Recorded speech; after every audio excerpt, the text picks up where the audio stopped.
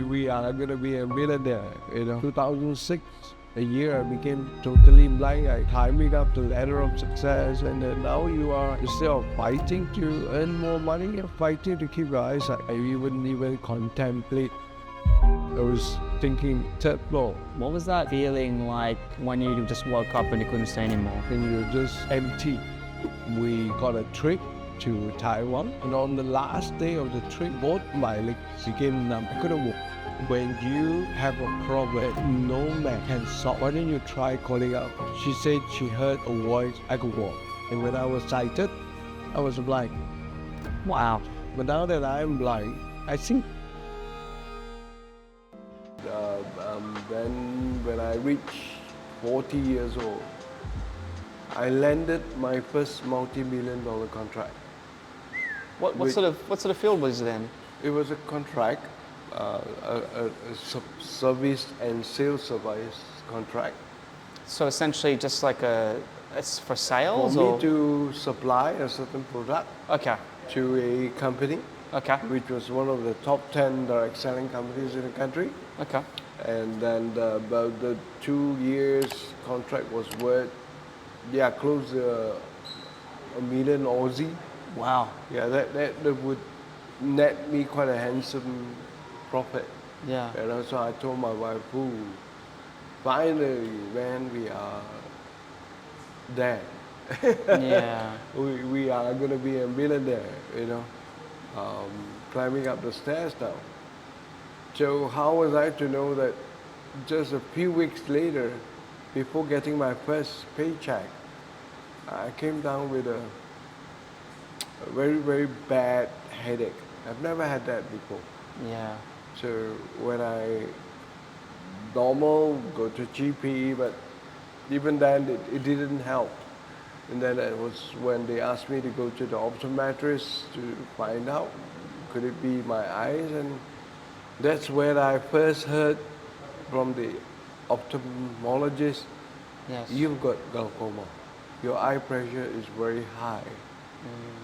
You have to be hospitalized now. If your pressure goes down over the weekend, we will have to perform a surgery to salvage your eyesight. Was your vision impaired at all at that moment, or could you see? At that time, I thought I could see. Yeah. Though my right eye was, that time my right eye was affected. Okay. It's a bit blurry. Okay. So I thought it was because of the tiredness, I was very busy and hardly any time to sleep and, Yeah, I work for myself. I'm an entrepreneur as well. So I have my company, or my focus is working with people and their communication skills. Yeah. I've only been working for myself for a couple of years, so I get a bit of an understanding what it's like to want to you just work all the time. Your life is work, and everything. Every day is work. Your focus is work, and it's everything. It's all consuming. So I can imagine you'd probably be quite tired because you're constantly working, and then you're like, oh, I'm probably just a bit tired of your eyes, right? Yeah, because I was also a smoker then, alcohol. Yeah. It was like, I guess I was overworked. Yeah. When the ophthalmologist told me I was glaucoma, I was like, what? What's that? Do you have a family history of anything like this? No, I didn't know what it was. Yeah. I thought it was, guess I worked myself to such a point my eyes went into a coma. So that's why, it's called glaucoma. That's what I thought, because I was completely shocked. Yeah. I didn't know how to respond, because never in my life I thought I would be facing a battle with eyesight. Because up to that point of time, I've never wear glasses. Really? The only other time I wear glasses was just to impress the girls, smart aleck or whatever. But other than that, I never wear glasses. Yeah. I don't have problem with my eyesight at all. Yeah. So how is cancer, maybe heart attack, maybe stroke because of my lifestyle? But eyesight, it was like, over the weekend in the hospital, I just didn't know. I was in a shock. Yeah. Just didn't know how to react, just didn't know what to do. And then the doctor told me Monday, no, your pressure didn't come down to that level which we are satisfied with. So I've got to take you into surgery. What And would, can I ask, what would happen if you didn't have surgery? if I didn't have it, would have gone anyway. You know, Okay. but even after surgery, it was gone Okay. because that was the first of my 9 surgeries over the Wow. next 5 years. Wow. Yeah. So it really took me a long while to Yeah. find out what's happening to me. You know, Yeah. suddenly you're on top of climbing up the ladder of success, and then now you are, instead of fighting to earn more money, you're fighting to keep your eyesight. Yeah, I can't imagine what that would have felt like because, It yeah, was- just because you're working so hard and then you're so focused on your life, something that's completely not part of what's going on just happens to you in a moment. Yeah, for a very long while, I think I went into a denial mode. Yeah. I was disobedient with my doctors. They asked me to come. They asked me to what I would. Yeah, I would come, but maybe, missed out 1 or 2 appointments or even more than that. They would ask me to stop smoking. I would, yeah, stop. But when I see them, I stop. Yeah. So because it was denial. It was really denial. I said, I know, I don't think I have that. It was like there must be other way. You know, even though they keep telling me glaucoma has no cure, you have to work closely with the doctor to manage your eye pressure. If it doesn't, it will damage more of your nerves, and when your nerve is damaged, you go blind. Yeah. So I didn't believe that. I refused to believe in that, even though Google, whatever research on the internet says otherwise. Yeah. But I was finding all kinds of other cures, and you became a, what do you call it, Naturopath or holistic sort of methods? yeah, all sort Yeah. of methods. You Yeah.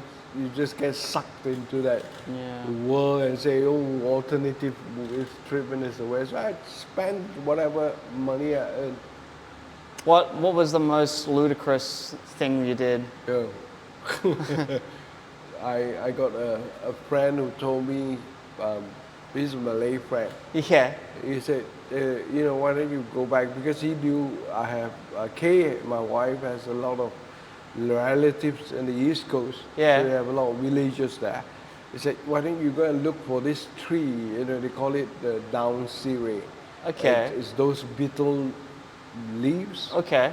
So he said you look for those leaves that the arrows run the opposite direction. The what, sorry? Opposite direction. Okay. That means if you look at a leaf, the arrows actually face Oh, outside. I understand. So Okay. he says if you can find a leaf that, Yeah. say that leaf that's from this beetle leaf tree, Yeah. and the arrow faces inward, that's the one for you. It will help cure your eye. But anyway, that was the most ridiculous. Okay. But yeah, in the end, 9 surgeries, countless lasers, drops, whatever drugs. I just 2006, a year I became totally blind. I could not drive anymore. I stopped everything. I closed down everything. Gave the contract back to the client, supplier, let them handle it themselves. And just isolate myself at home.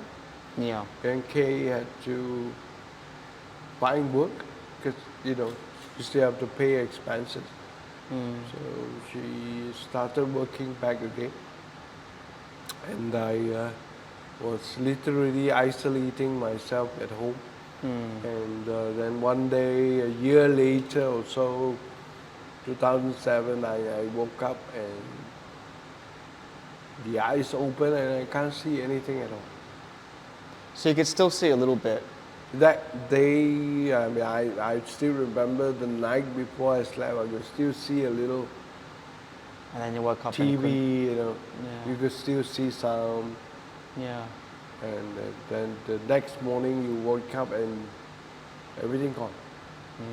It's just pitch dark. You know, so for that, for me, it was like, no, I don't want to wake up. What's the point of waking up? Because you wake up, it's black. You sleep, it's black. Yeah. So I just close off and shut off, and if it's not for Mother Nature asking me to go to the toilet and hungry, I guess I will wake up. But that sort of began my life as a blind person, Yeah. sulking, grumpy, yeah, just about blame everybody but myself. Sorry? Yeah, I was blaming everybody Blaming. except Yeah. myself. Yeah. And then but I was dead inside. Yeah. Still walking around, but because I got this chauvinistic me, great ego. Just don't want to show the weak side of me to my wife. You know, wives, Yeah. they don't know what's going on with their husband. Yeah. So she just took it in, and she treated me like normal. She didn't sympathize me or pitied me, and in a way that helped me. Yeah. I believe that helped me because she said, you know, there are other blind people around. They still live. Why don't you get up and go and do something? Yeah. So, because in my heart, it was like, it's easy for you to say. So yeah, I ended up giving her a lot of problems because in a way I was like, wanted her to leave me Yeah. because I don't want to be a burden to her. You know, I married her. I was supposed to bless her with a good life, and now I ended up being a burden, which I didn't want. And I actually told her to, I mean, I didn't tell her, but I gave her a lot of problems. Yeah. Yeah, quarrel, argue, just throw tantrums. Though I even contemplate suicide, but you know, I can now laugh about it because I was like, you know, how am I going to commit suicide? You know, if I jump down from where I was living, I was just staying on the third floor of an apartment. So I was thinking, third floor, I might not die. You know, what if I just break my leg? Yeah. That would be worse. Yeah. Then you can't see, Yeah. and then you can't move as well. Yeah, so I thought other things, hang myself, whatever. But apartments, you know, they are not very high. May not. Yeah. So I can laugh about it, but in the end, I just didn't have the courage to do it. Yeah. And that's so sort of one day, fate, God, I found God, or God found me. Yes. And I just said, you know, I've lived to God. I said I've lived a life of complete failure. You know,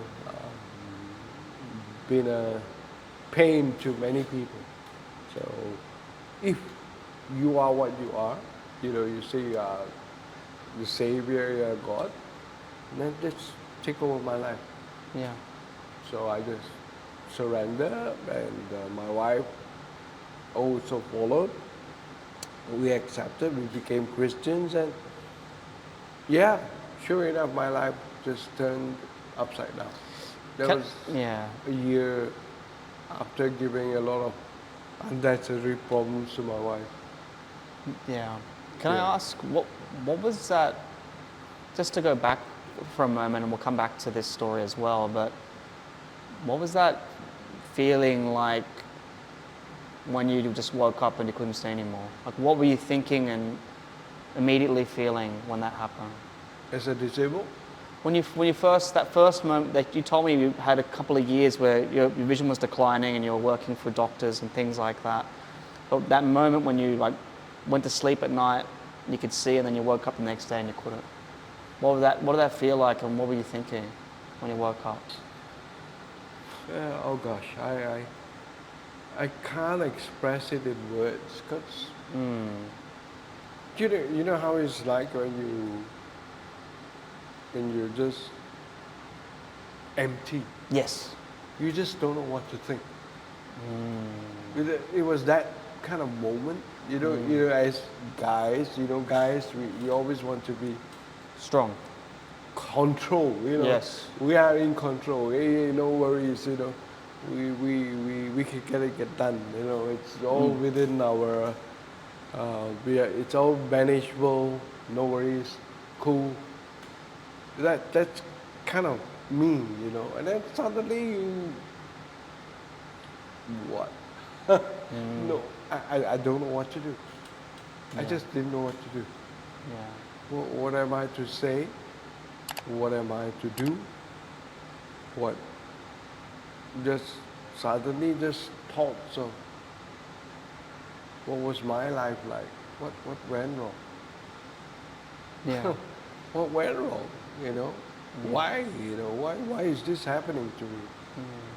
You know, I wish date is better, that is better. You know, you just gone. That's it. Now you've got to face life without, you know, that point of time. You're like, you're so visual in your life, and you suddenly, what you gonna do? You gotta see. What are you going to do now? It was just empty. A lot of negative thoughts started coming in. Yeah. You know. And so from there, you're saying that after that happened, for the next few years, you were really in a really troublesome sort of state where you just didn't really were finding sort of like a reason or a point of going through this, and you kind of just felt like a burden to your wife who you married, and you were trying to give her this really, really great life, and you felt like it was like a burden. Is that what you're saying? Yeah. Yeah. I can't imagine what that must feel like, you know, when you get married, the act of marriage or finding a partner or marrying someone, you want to give them this sort of life, and then you're kind of going on to, you know, something that's completely opposite, you know. That's I can imagine, you know, and I also think it's really interesting you bring this point up about men, and it's true. Like we want to feel in control. We want to feel dutiful. Like as a man and being a masculine man, you have this duty and an honor that you provide, and you look after and care and nurture and support. But you're also in control and decisive, and you know you're paving the future. Especially someone like yourself, Stevens. You're an entrepreneur. You know that. The essence of everything, the buck starts and stops with you. It's not about some other person's paycheck and some other job. It's all up to you. So I really empathize with you. I can't imagine the situation, but I can empathize. Like if it was me, I'd be like, yeah, it must be really, really difficult. And at the same time, like your wife is just, what a rock your wife is, to be so supportive of you and to really try to, you know, bring you, and I don't mean this disrespectfully, like out of the darkness, you know, to really bring you to the light of like helping you through and finding a new direction. Yeah, I'm very blessed to have her, actually, because she and me, I mean, they always say opposites attract. Yeah. You know, I'm like that wild turkey, you know, always whatever, and she's like that bucket of ice water, cool. It's really, you know, what now? You know, empathy. If she's going to stay on with me, I mean, it's easy for her to say she just walk out. I've seen a lot of patients, friends, when the husband or the wife loses the eyesight, many of them just walk away. Yeah. They can't handle it, you know. She just decided to hang on that as well, because I know who I am. I'm a selfish guy. It takes a lot of humility and courage and truth to say that, Yeah. you know? There's those moments in life when you just, hey, you know, there's this kind of moments that you live for Yeah. at the end of the day. You know, when the crunch comes, I guess that's where you find meaning in life. We find what, sorry? That's where you find the true meaning of life. Yeah. It's not really about booze or smoke or women or ladies or whatever pleasures of life. I guess when there's tragedy happening, it's how everyone comes around, friends, family, loved ones. Those are the moments that make your life worth living for.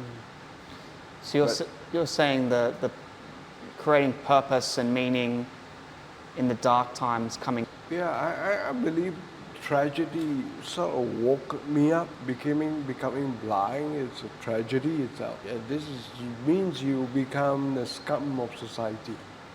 Scum? Vulnerable. You left apart. That's what I think. You know, when those days when I could still see, I would see a blind man, I would avoid him. Yeah. Yeah, you know. So to me, it's like, but it's when you are at your lowest ebb and you find light in others Yeah. around you. You know, I was blessed to have a wife like that, to have her family. So when you were like in this state where you were at this real low point and you were saying you were considering suicide, and then what was that moment where you started to turn things around, where you felt, okay, you know what, I know you talked about briefly about your faith and religion, Yeah. but was there something else along that? I know your wife was continually supportive and trying to guide you along, but was there a specific moment that helped kind of set course to where you are now? It's just that, you know, I don't know when, but Yeah. it just clicked in my mind. If I have that courage to want to kill myself, why don't I have the courage to live on? Exactly. Exactly. Yeah, that makes so much sense. Yeah, you know, I was Yeah. like, yeah, why am I so stupid? You know, if I want to end it, it's just the end of story. Pop, there goes Stephen Chan. Yeah. He just become a dust. That's it. But if I have that courage to kill, you know, when you start thinking or wanting to kill yourself, you know, when I start to think of it, wow, I was just thinking like, when I became more conscious, like, you know, what kind of courage that person has when he jumped down. Now, if you have that courage to jump down, that moment, why don't that thought of courage to face, it cannot be worse than dying, right? Yeah. Why don't they jump? I truly believe that whenever that person committed suicide, trying to jump down from a high floor or trying to cut himself, I'm sure at that moment, because I've been there, before they do that, they actually wanted to pull back. Yeah. But somehow, too late, Yeah. you know. And I guess I was blessed in that way. I haven't really thought about it in that way, but it's so true. Like that abominable spirit to do something so drastic, you could put that energy and mindset towards a whole nother chapter of your life, you know? Yeah, So it's, yeah. So that sort of like turned me around. Yeah. And I needed something. I needed something. What is it? What's the purpose? What's the purpose? What Exactly. what's this eyesight, this blindness? What does it mean to me now? What can I do? You know, what can I do? You know, There must be a reason behind it. You know, somehow I've always lived all my life believing that there's a reason, there's a purpose behind everything. Yeah, it's I've always believed that from birth, from young. There is a purpose for everybody on this planet. agreed. It took me 5 years. Shock. Even my eye doctor says, well, I mean, largely it's because of my own disobedience. I don't follow doctor's orders, do what I was supposed to do. So it just kind of aggravated the Yeah, situation, yeah. And that's when I found faith. Found what? Faith. Faith. Yeah. I started to read more, started to understand more about faith. And I do believe, yes. And at the end of the day, to me, the question then becomes is, here I've spent almost all of my life thinking of myself. What if now I stop thinking of myself? Easier said than done. Even until now, I confess to you, I say think of others, Yes. but it's still a struggle. Yeah. It's still a struggle. And my mind started to think of all sorts of nonsensical business ideas. You know what entrepreneurs are, right? Yep. Yeah. And I wanted to go back to what I was doing. Yeah. Because no client would want to work with a blind guy. So, were you a Christian growing up? No. Any religion? A non-believer. I was a free thinker. Okay. I believed there was a God. Yeah. But I just don't know what God, which God. Because I was growing up, my wife, my family, my parents, they were all praying to the Chinese Okay. deity, so I just followed. Yeah, Not yeah. knowing what I was praying. I've always told, even the pastors now, to me, every God is like a spiritual gangster. You pay them for protection. Yeah. So what's the difference between a gangster and a spiritual gangster? Do you mean like as in donation? Sorry? Do you mean as in donation or devotion? Donation. Okay. You Like have money. to give your Money. tithes, you have to Okay. give your money. Yeah, yeah. You have to get blessing. Yeah. You want more blessings, give more money. Yeah. So for me, I even joke with pastors, what's the difference? Huh? Yeah. Gangsters will want your money Yeah. for protection. Yeah, yeah, So yeah. it's the same thing. You go to the temple, the more you donate, the more protection you will get. Yeah. So Yeah. to me, that's what my thought was those days. So yeah, whatever. Whichever God is more powerful, I will. That's interesting. That's like a very business / like gang sort of way of thinking. Like, yeah, whoever's the most powerful one, money towards them, target them. So which gang do you Yeah. belong to? Which gang? It is Yeah. a bit, but it's true though about religions. Like, it's quite tribalistic. To me, money was my God. Yeah. With money, I can solve every Any problem, right? There's no problem that cannot be solved. Yeah. With money. It's kind of true in some regards, right? It just creates options. Money is options. you Yeah. know? Options, and it's you either pay for. I think in life, you either pay for something with money or time. But money can't buy you everything. Yeah. It definitely can't buy health, right? Yeah. Yeah. So you said with the faith, right? Like, what moment made you a believer in Christianity, and like how did it help shape you? My wife is a very staunch Buddhist. Really? Yeah. Her grandma is a Thai. Before I became blind, she became a vegetarian, thinking that, how Buddhists, they always believe that you became more spiritually clean when you become a vegetarian. So it was like sort of trying to pay off my bad debts. So she became that. And then one day when I was already blind, Yes. we got a trip to Taiwan. That time my wife was working part-time for a Taiwanese lady who was took on my wife as a part-time secretary. Where in Yes. Taiwan were you? Yeah, Where in Taiwan were you? she was in Taipei, but she comes down to Malaysia to do a business. But we were just at that time living, hand to mouth, so don't have any extra. So we just told the Taiwanese lady boss, Kay told her that we're not going to go because we just don't have the money. So she said, no, you go, because she likes Kay a lot. Yeah. She said, you deserve a holiday. So we went, and she was the first time actually I hear her laughing so much. Yeah. She was really enjoying herself in Taipei. And on the last day of the trip, both my legs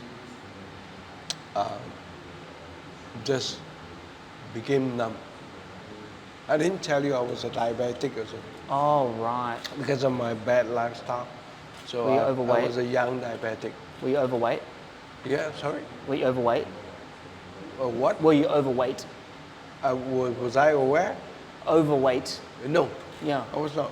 Oh, then how did you Just become because of diabetic? my bad lifestyle. How did you become diabetic, do you feel? I think I was in my late 20s, I became a diabetic. Were you eating a lot of sugar or? Well, I guess because of my lifestyle, I was drinking, I was, I see. Entertainment, the excuse of it, Yeah. at night you go to mama, the mama. Yeah, yeah. The tea is like sugar water. Oh, it's full of shit, sugar water, yeah. Yeah, and then the bread, you just the bread's full imagine of sugar, yeah, almost yeah. every night Yeah. entertaining, smoking and all that. So Yeah, I that understand. kind It's interesting because Malaysia, I think, is the most obese Southeast Yeah, Asian yeah, country, yeah, and yeah. it was a shock coming here because I used to live in Vietnam, Yeah. and everyone there is Slim. slim as. Yeah. They don't have enough food, and they still eat a lot of sugar, but they just work so much. But everyone gets around on motorbikes and walks. Yeah, yeah. Whereas in Malaysia, no one really walks. They get a car, you drive everywhere, and everything. The food here is amazing. There's so many different great food. You know what I mean? Malaysia, I think KL or Malaysia in general is just. That's why, based on per capita, we are the number one Yeah. in terms of diabetics. Yeah. So in Asia. It's a real big problem, and It is. and there's what do you call it? Is it called diabetic myopathy? Is that the term where you actually Yeah. become blind from diabetes? So Yeah. this is another really Yeah, important you- cause that we're talking about. You either become blind, you either become maimed, you either become. And you take your leg off and stuff like that, right? paralyzed. Yeah, yeah. So, like I was saying, on the Yeah. last day of our trip in Taipei, both my legs just became numb. I couldn't walk. Because initially I thought it was the weather. So Kay thought it was the weather. So the friends brought me to a spa, to a massage person, to try and, sort of activate my legs again, Yeah. so that the nerves circulation. But it didn't help. I just couldn't walk. So that night I went to bed again, empty. I didn't know what to do. The empty feeling. Yeah. Yeah. Now I'm blind and now cannot walk. What else? So I don't know how I went to sleep. After my friend helped to shower me Yeah. and put me on bed, I just knocked out. I guess exhausted because of the trauma. Kay didn't tell me what happened until years later even after we became a Christian, she didn't tell me that. Only after a few years of becoming a Christian, one day she told me why she said yes, I accepted Christian. Because that night, what happened was, when I was asleep, she cried. She started scolding Buddha. Scolding Buddha. Scolding Buddha. Okay. Yeah. What else do you want me to do? I'm already a vegetarian now. Blah, blah, blah. I meditate, I pray, I chant, whatever. And now he's blind and crippled. What else do you want me to do?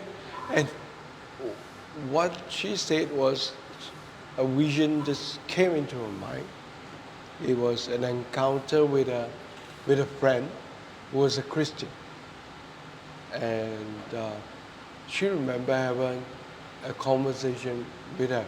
And all she remembered was that Christian friend told her, you may not believe now, but one day when you have a problem that no man or gods can solve, why don't you try calling out to Jesus Christ? That's all she heard. And she said, okay. She said, okay. So she said, she prayed, Jesus, if you are true, heal him. And she said she heard a voice asking her to go to sleep. That's it. She actually slept, put her head on a pillow. At that point, when she couldn't sleep, and she had insomnia problem. But she slept the whole night.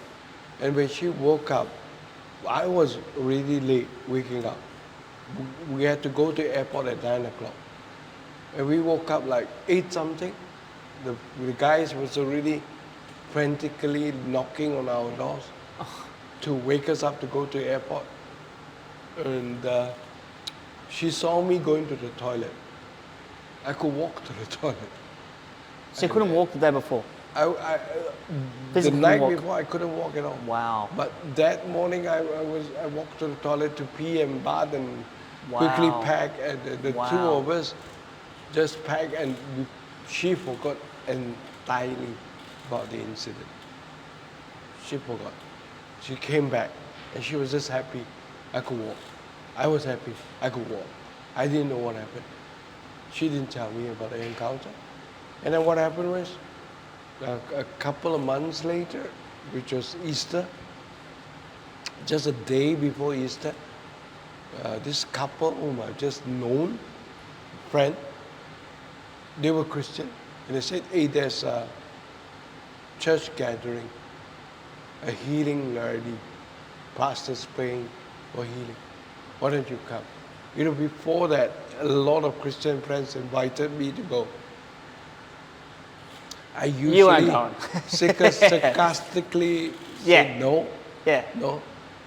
Knowing you and your ego and everything like that, you would be like, no, I'm not going to that. I just said no. But I don't know why. And she also said, yes, okay, we'll go. I don't know why. I just said, yes. Okay, I just went. And I went.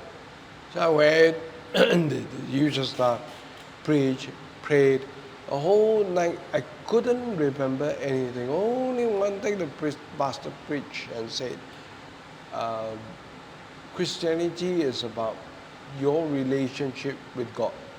So it was the first time in my life hearing a preacher telling me that all this while to me is like God is divine, someone up there, and you pray to him for protection. You offend him, you die. Yeah. You please him, you live. To me, that was that. And now this guy tells me, no, Christianity is about relationship with God.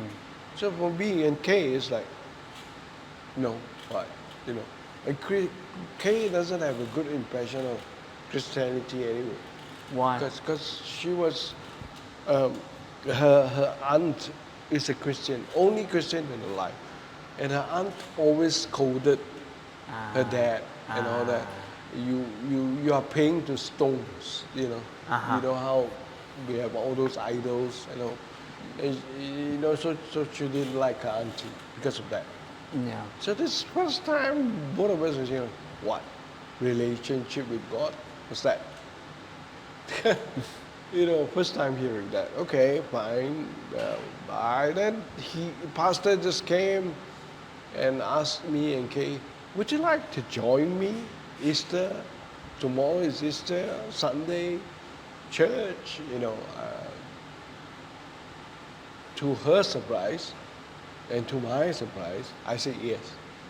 Again, I don't know why. And the service at 10 o'clock. Yeah. You imagine, every Sunday I sleep. I woke up only when the sun hits my buttock. And now this Sunday I have to wake up like 8 o'clock in the morning and go to church. And Kay told me, though she didn't say it, she was just like, what, this crazy guy wants to go to church. Hey, we can wake up, never mind. And then I have to drive an hour to take us there to church. But I woke up. And so she reluctantly drove me there. And there we were, attending Easter service for the first time in our life. We've never been to Easter service. Standard and same thing, pastor preaching, relationship again. And there again, same message. After prayers, he just came down and looked at me and asked me, do you want to accept Christ? And I just like, well, okay. I said yes. I didn't allow myself to think. Why? I like I said, I just said, if you are really God, Yeah. I've lived a life completely failed. So if you are what you are, take over. Since you say it's a relationship, so I say yes. In case, to her surprise, she also say yes. She said, I don't know why I say yes. And the two of us say yes, and that's it. My life turned upside down. Did she tell you about the story of her praying? No. So you had no, I you didn't have any extra influence of her saying, you know, I prayed the night before when you couldn't move your legs, and the next morning you woke up. Wow. She forgot. She forgot. She forgot about it until about a year later. What? So a Then she year said- after that. Wow. She told me. Yeah. She was in tears when she told me. I mean, I'll be honest with you, it's not that we became Christian, pop, immediately miracle, everything became well, smooth sailing, blah, blah, blah. No. The challenges became even more, became even worse. You know, we at one stage of time, we had only 20 ringgit in our Really? wallet. Yeah. And I was asked, you know, we believe that when you hear someone telling you something twice, you got to do it. That means it's a call from God. The reason I formed Malaysia Glaucoma Society, I never thought for one I would be an NGO worker. You know, what happened was my pastor wife, she didn't tell me that.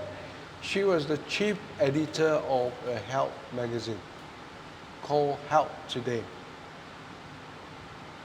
She wanted to interview me about glaucoma, my experience with glaucoma. Because so happened, they did that article because in a few months' time it's going to be World Glaucoma Week. So she interviewed me in November 2008, I guess. Wow.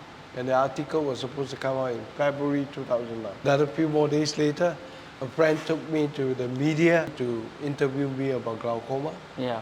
So after that, came out and then she said, same thing. Why don't you form a society for glaucoma?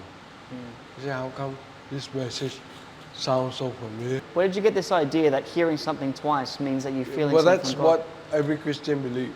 Oh, really? Yeah, that's okay. what my brothers and sisters, if you hear the same message, that could be a prompting from God. I see.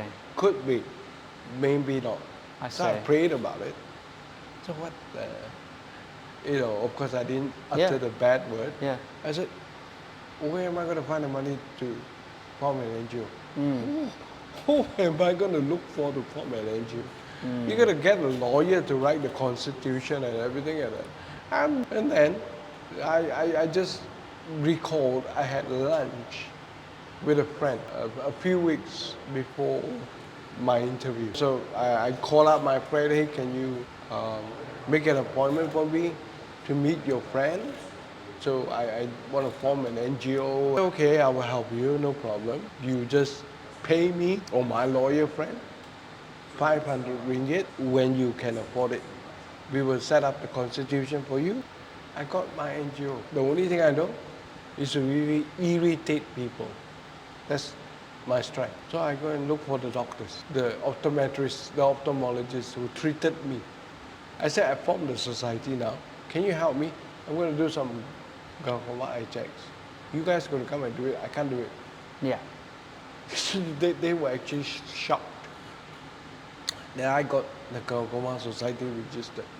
Yeah, they would be because, you know, a couple of years prior to that, you said you were a naughty patient, right? Yeah. You were like, I'm not following his advice, I don't care. You're in a really dark place. They must have just been absolutely shocked to see you in this positive light, going out to sort of spread positivity and trying to, you know, heal as many people as you possibly can. It was not only that, Kay. The reason why the doctor was telling me he's shocked is because they were trying to form the Malaysia Glaucoma Society 3 years. Wow. And they are professionals. They are doctors. Wow. That's amazing. So yeah, it was amazing. Then donations came. Then I learned how to apply for grants. So that's it. We survive on that. Donation, grants. So Kay was getting a salary as a secretary. We survived on that. We survived until now, today. That's amazing. Every step of the way, we just don't know what happened. It's the same with the guide dogs. I was asking around why there's no guide dog in Malaysia. Every blind association was telling me, no, because we are a Muslim country. Yeah. Is it? But I know of Muslims owning guide dogs. I've seen it on YouTube. Okay. I have to give some context here for people that aren't Malaysian. So, you know, Malaysia is a predominantly Muslim nation. It's only when the dogs are wet. Are wet, okay. Where you can't touch it because of some viral breakout. Right. Yeah. Okay. As long as you wash it, Yeah. Your hands after that, it's okay. Yeah. And I know of many Muslims who own dogs. Yeah. And guide dogs. Even in Australia, Muslims own guide dogs. Yeah. UK. I think I did some research on this, like the Islamic Society came out and they issued a fatwa saying that like guide dogs are allowed in Islam, it's fine. And even that your guide dog can come to the mosque, they just can't enter. They can like guide you to the mosque and then... So there is religious ruling around this actually being fine. Because having a guide dog is to help the blind to move around. There's no, for context for anyone that's watching as well or listening, there's no guide dogs in Malaysia. No. You're the first person to ever bring a guide dog to Malaysia. Yeah. Zero. Yeah, so this led to an incident you had in 2014, and I've seen the footage as well. It's on YouTube where you're going in a mall, and you're going around, and the people and the security there and the police saying you or guiding you, or there's some sort of thing going on. So, did that? Well, first, I want to know what that situation felt like, what was happening, and secondly, did that help? Because I know there's a lot of media attention around this. Did that help spur on knowledge and awareness around this specific issue? He went on change.org. I think I got about 90,000 signatures. Yep. Challenge was the government neither want to say yes, neither want to say no. They cannot say no because they were among the first nation in the world to sign the United Nations rights for people with disability. So you are supposed to be among one of those nations who support equal accessibility rights for every disabled person. And that accessibility right includes the use of any tools, any aid, which is guide dog included. So the challenge is they don't want to meet me. He was even brought up in Parliament, but they just went round and round. So the only department, the entire government that saw me first was the Muslim Islam ministry. So me and my wife, we just tell them, I mean, it's equal. And they said, yes, the religion doesn't say no. We will endorse, no problem. Okay. But we cannot give you an official black and white because we are not the approving body. So if you can get the approval from the relevant ministry, then we will give you a fatwa, which is their law, Yes. to support you, a Muslim, and the guide dog to be in our nation. Yeah. So I was again given the merry-go-round again. Who is the authority to approve? Because all I want is the reclassification of the guide dog Yeah. as a service dog. Yeah. That means I can go anywhere in the country. But the challenge is no government, Yeah. whether it's the old, new, or the current one. Yeah. Wants to see. Sadly, my guide dog passed on during COVID. I can't continue the advocacy without the guide dog. So I have to go back to Shanghai to take back the second one. Do you have a dog now? I don't have. So still praying about it. Okay. Yeah. Hopefully you can. Hopefully you can. I really will. do I that. will definitely bring. Even if it's not me, it could be another blind person. Okay. Yeah, because the advocacy still have to go on. I have something I wanted to bring up to you because I know you have a big faith, right? In Jesus Christ. In the Bible, Jesus healed a number of people that were blind. I think he'd spit and put it in their eyes, or he'd get clay and he'd rub it and put it in their eyes. Yeah. And there's like a story, I think is it Galilee? Galilee? Do you know the story? You know the story about that? Yeah. Galilee. So I think in the story he heals these blind men, people. Yeah. and then he says to them, "You're not allowed to tell anyone of this." Yeah. But they go back to the town and they tell everyone. Yeah. And I think about your story Yeah. and who you are as a person. Like starting off for your life, you said you were egotistical. You wanted to. You're a business owner. You're focused on just being an entrepreneur. You felt quite selfish, right? Yeah. And then all these significantly bad things happen to you around your diabetes and your feeling in your legs, and also your eyesight, right? But then from that story, you've come up to empower people, to spread awareness, to help children all across the world with their eyesight, to tell people how important it is to have a guide dog, to show people all these different inspiring and amazing things. And I just think about that story and how you're kind of living in the shadow or the light of Jesus, doing those exact same things, you know.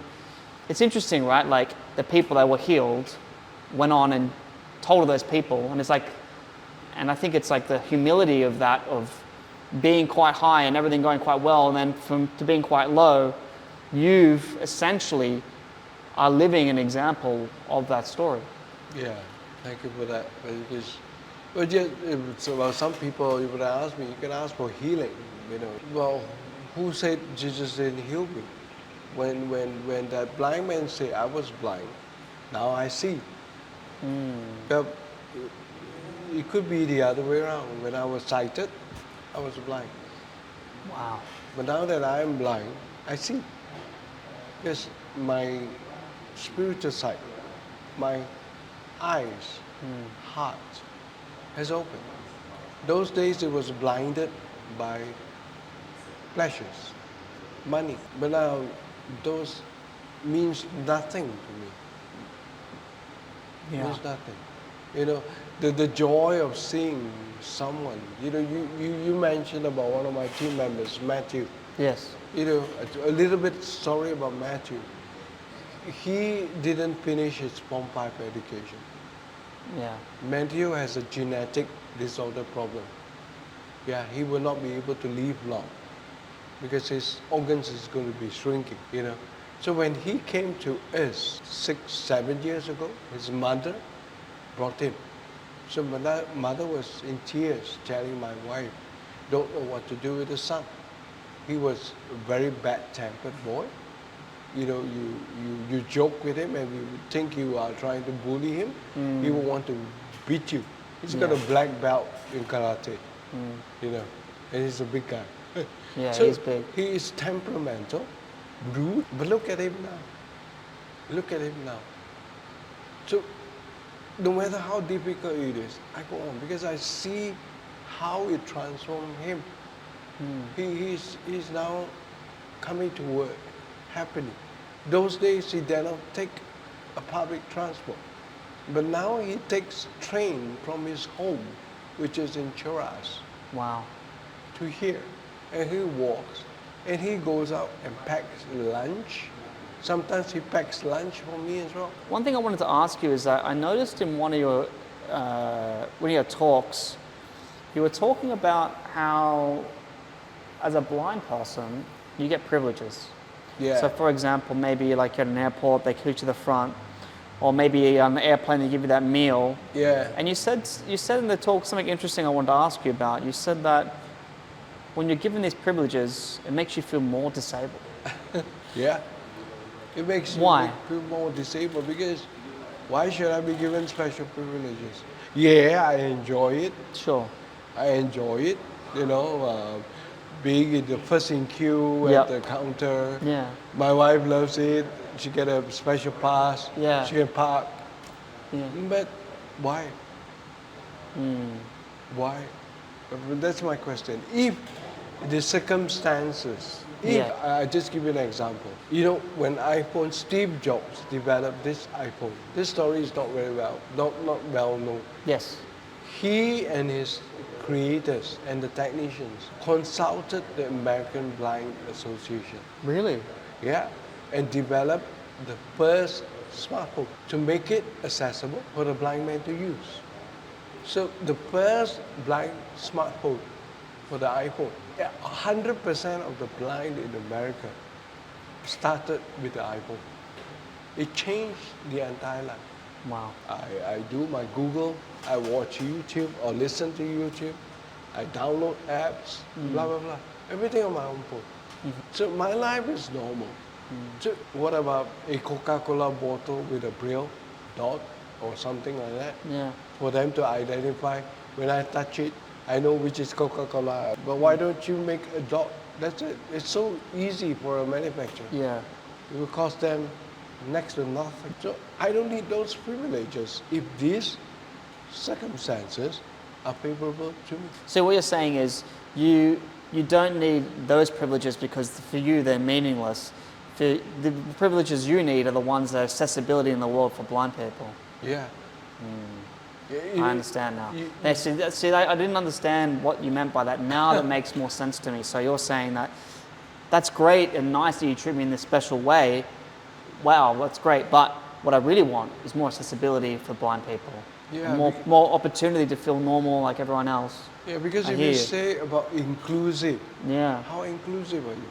Mm. Your workforce, did you include the blind people? Yeah, that just, makes a lot of just sense. because they are blind doesn't mean they can't work. Yeah. They can.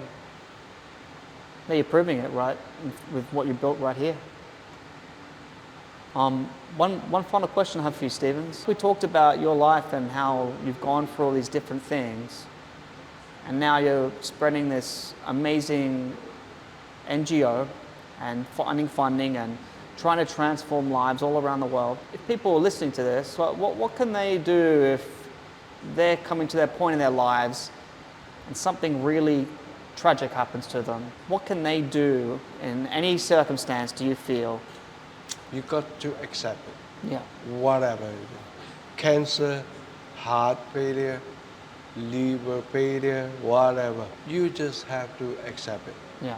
If you don't accept it, you are denying it, you will never recover. Yeah.